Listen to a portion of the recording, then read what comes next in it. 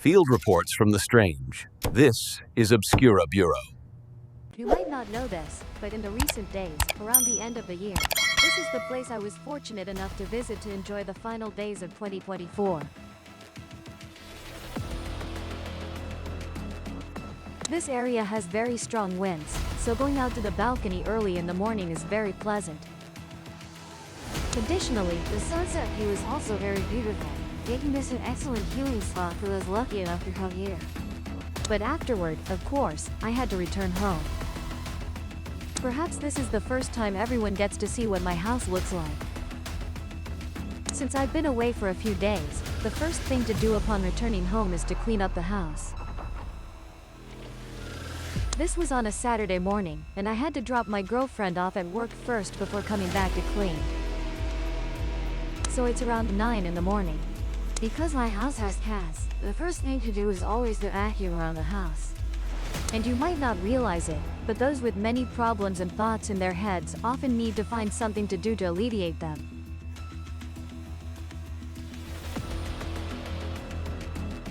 Essentially, they need to do something that makes them feel like they're handling a problem, at least something. Initially, for me, cleaning was like that. When my mind is too full of thoughts, too many problems, too stressed, I clean the house. Cleaning the house gives me the feeling that at least I'm tidying something up, managing something, at least something within my control. Tea just a hobby or a habit, it.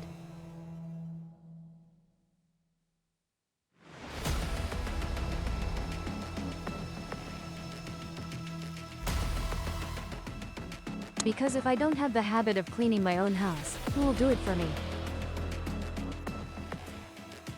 And besides, when I've normalized or gotten used to daily cleaning, picking up a broom or a vacuum, sweeping the house becomes very simple. It no longer makes me feel like I'm doing household chores. And suddenly, when I see it as normal, I don't feel reluctant to do it. And that also means I become a more organized and tidy person. Many people feel that cleaning is something tiring and don't want to do it.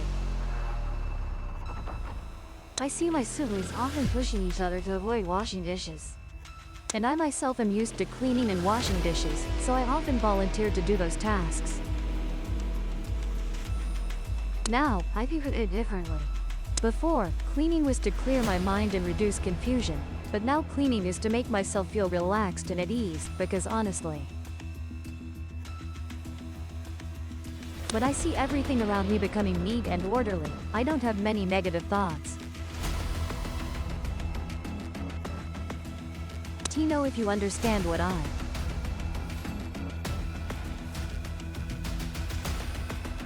When the space around me is tidy and organized, I naturally feel happier and more satisfied. All the stress and tension gradually lessen. Why am I talking about cleaning after sharing with everyone about my trip to such a wonderful place? Simply because if I only focus on luxurious, exciting places as a reward for enduring daily hardships, gritting my teeth and tolerating each day just to get a few days off.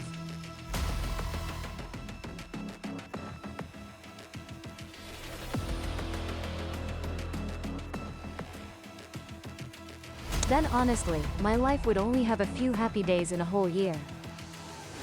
Why don't we enjoy each day? So what does enjoying each day mean?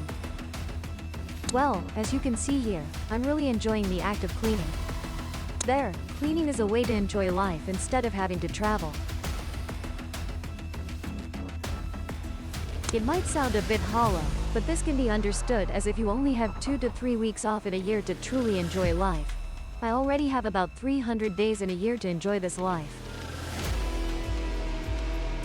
The remaining days are holidays. For me, holidays aren't really enjoyable because I had to deal with people I need to force a smile for.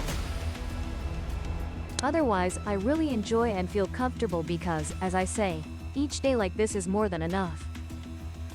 The other day, my house brought back 2 plants, and this is one of them. I have a hobby of planting and caring for plants, and you can see besides this one, I have a whole small garden here too. I often tell my friends or my younger siblings that if I have a son later, I'll teach him 2 lessons. One is building a house, and the other is planting trees. Why? Because for building a house, you must understand that no project, no house, no wonder is built without taking care of each brick.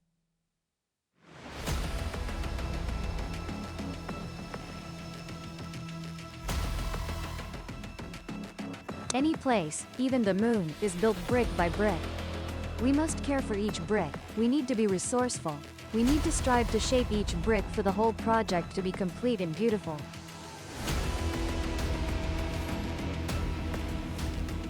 That's the quality of perseverance and persistence. Looking at a product, looking at something, it might seem interesting, it might seem fun. But what we need to know is how much effort went into building it.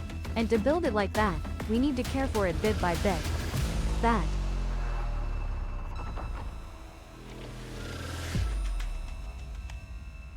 Similarly, in life, a year isn't just 365 days. A year is many days, and each day we need to care for. Looking at a project, looking at a year, it seems big, it seems large.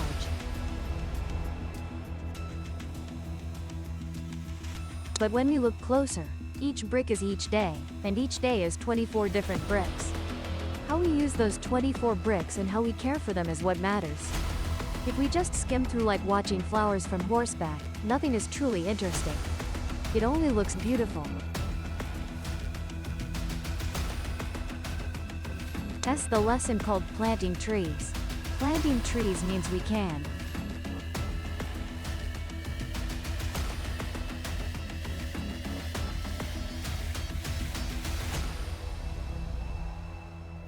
To turn a seed into a tree, we need to incubate it, we need to prepare it to sprout, then keep it moist and water it daily. Not only that, but we also had to trim the leaves. Not only that, when it blooms a lot, we had to cut some flowers off. Not only that, essentially, day by day, bit by bit, every day we had to repeat those tasks.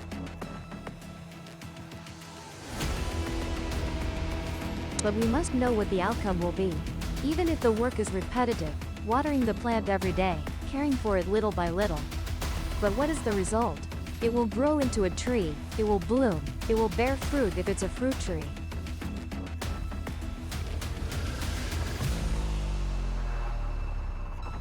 Essentially, we can't achieve the result if we are careless, and simultaneously, for a plant to grow from a sprout into a tree, it needs time.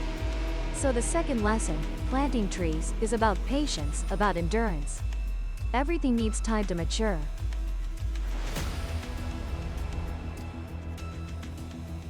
Additionally, in the previous clip of episode 1, Boss 9, everyone said there was running water sound in the video background.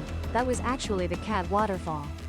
If anyone wants to buy the product, I'll put the Shopee link in this video for everyone to easily see. When the water level gets low, it starts making a gurgling sound, which is very relaxing to hear.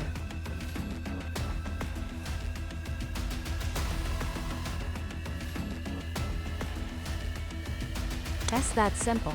Also, this plant started growing new leaves, I dawn.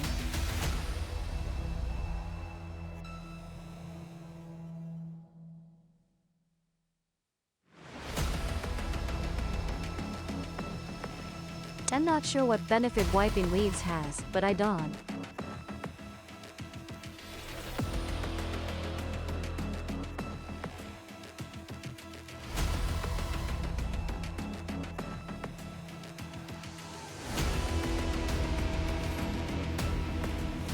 Wipe them, how can they breathe? The city is getting dirtier, so I wipe with the thought.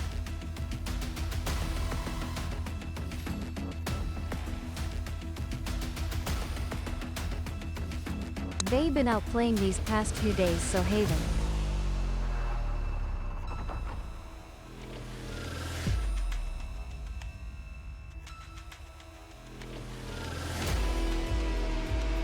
Essay tip I was taught since childhood, if you dawn.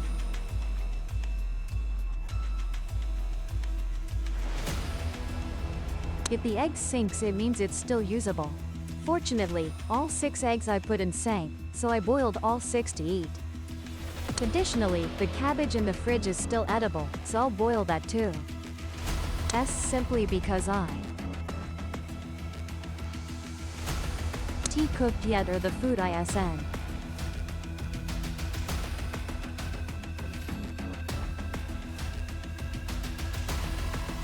But before mopping, I had to arrange everything neatly, put things back in their proper places, including corners. That means tables go back to table places, chairs go back to chair places, bowls and chopsticks go back to their places, bags stored properly, and do a second round of cleaning to put whatever needs to go where back there. After all that, the remaining part is just mopping while continuing to clean if I own. Usually when cleaning the house, I leave the space with natural quiet sounds, mopping while breathing to know what I'm doing. Of course, sometimes while cleaning I might play something to listen to, like podcasts for example, to know world news. But not always. What I like most is always listening to the surrounding space, knowing what it's like. One of the darkest periods of my life was 2018-2019. At that time I hadn't really defined myself and was quite deep in negative thoughts. I kept going to Bodhi Temple and was guided by the monk on a few things. The monk there talked about how we can truly be happy. I was very confused, didn't understand what the monk meant.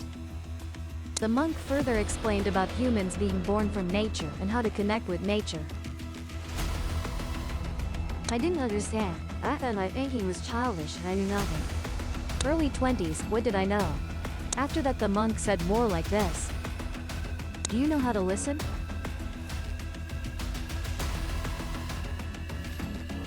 I didn't know what he wanted me to listen to. Listen carefully. I didn't know what the monk wanted to hear, so I tried to perk up my ears and listen. What do you want me to listen to, teacher? Just listen. Not understanding what to listen to, I just kept trying to listen. This focused listening made me realize many things. Only when you truly focus on listening can you actually hear. Why? When I started trying to listen, I realized, oh, there's the sound of wind. There are children running around the temple courtyard. There are people moving around. Then I heard birds too. It's nice. At the same time I heard the ceiling fan. And after a while, I heard my own breathing. At this point, suddenly my mind awakened, not enlightenment though. Just naturally felt unusually calm. Do you mean listening to the space?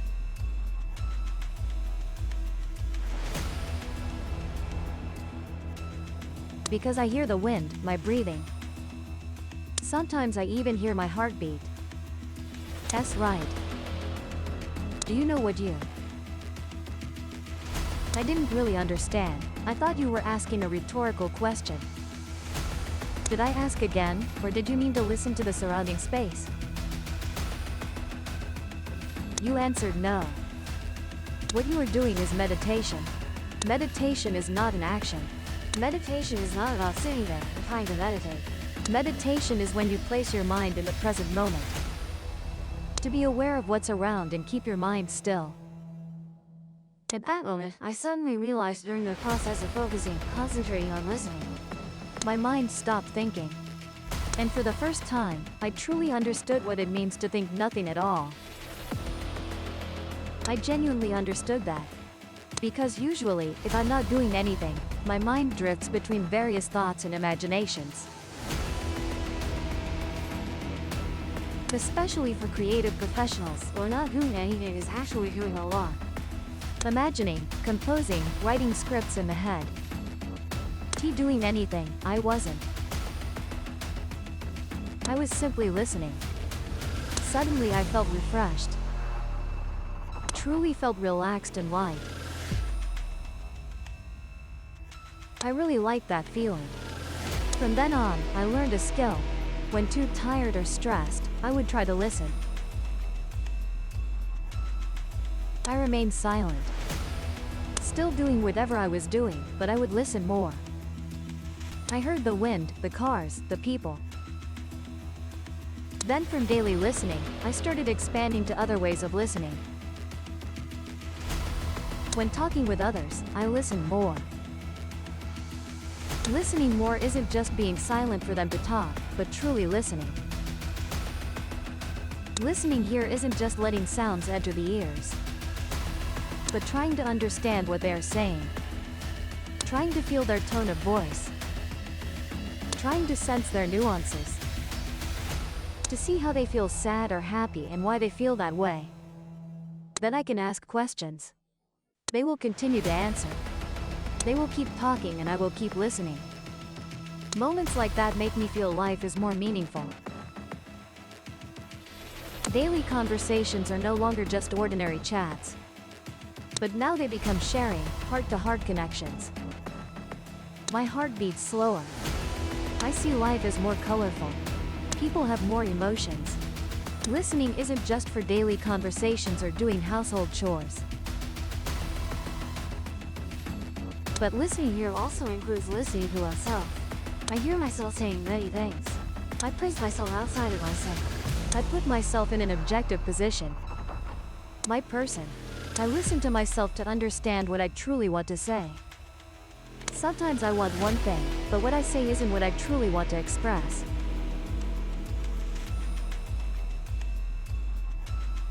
I have to listen to understand.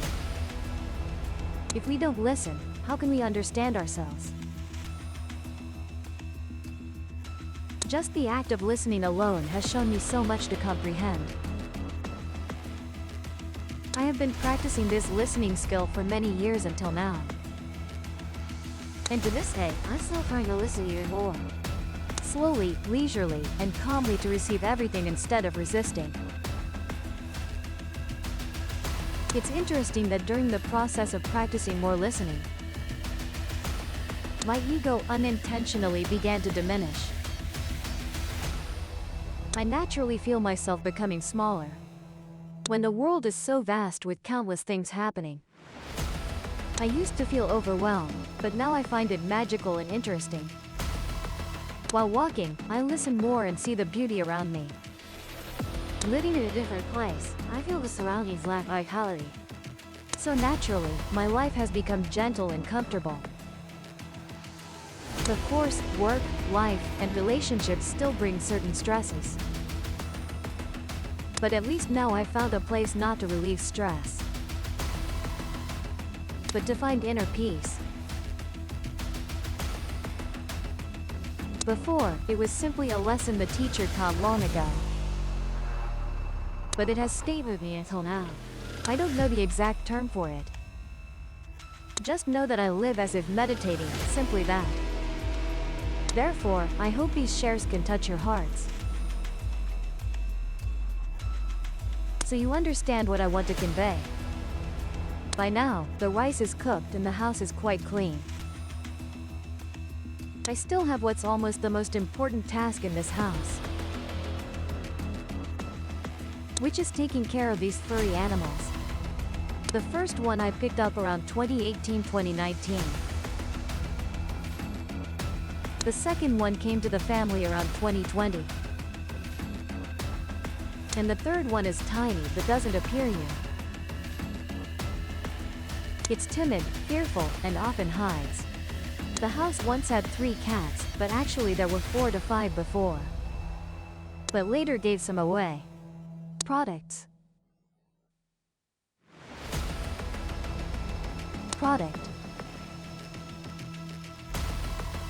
That's why I share with everyone about listening skills.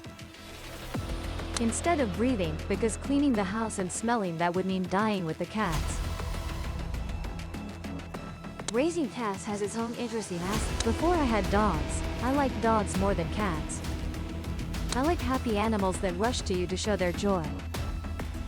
Cats are proud, rarely approach on their own, so I have to be the proactive one. But later, they're also silly. I find it quite interesting. Teasing them, playing with them, they often bite me. It's quite fun. Gradually, I learned to harmonize with things I don't really like. Specifically these furry animals, sharp claws, biting and destroying things randomly. That's also a pleasure on. Well, that's enough sharing for now. Thank you everyone for listening to my sharing. Now let's watch the monkey rolling on the sofa.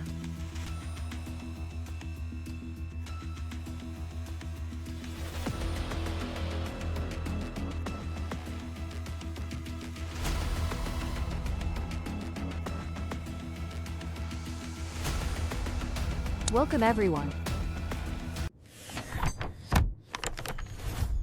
If the report helped, subscribe and open the next case.